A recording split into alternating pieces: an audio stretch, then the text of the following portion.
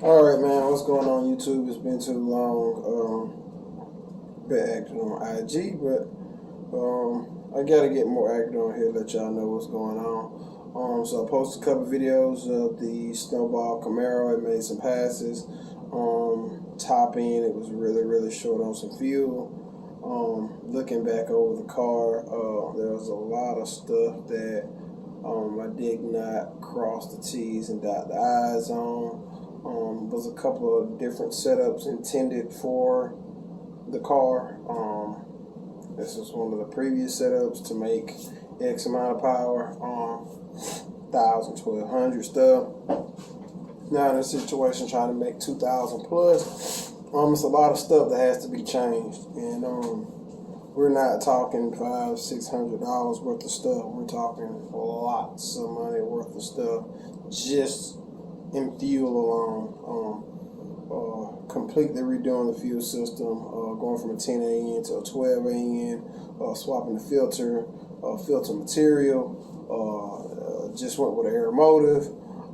Had to go to their fuel pump, had dual 450s, had to go to a 10-0 pump. So brushless gear driven joint, compared to, I guess, like a traditional brush motor. What was it? I was cutting on an extra, the second fuel pump at like 3,000-4,000, something like that. This one here is gonna come on by Boost. So now I have to wire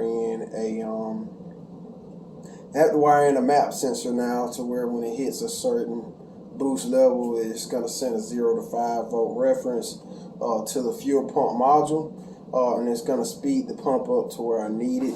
So still having to wire that up. I was hoping I could go test about the fuel pump. Even when I saw the fuel pump wasn't enough right then and there, I should have been looking over the entire fuel system, but I did not. So, oh man, here we are. I gotta miss another test and tune date. I probably have like 2 weeks until the next major event. So I really needed this test date. I blew a test date off last week to go to the park and chill. Just trying to enjoy and live life a little bit. So I blew that date off. Like I said, probably gonna end up missing this Friday coming up and also this Sunday. So gonna miss those 2 tune dates. Now waiting on parts. So just really going over the fuel system.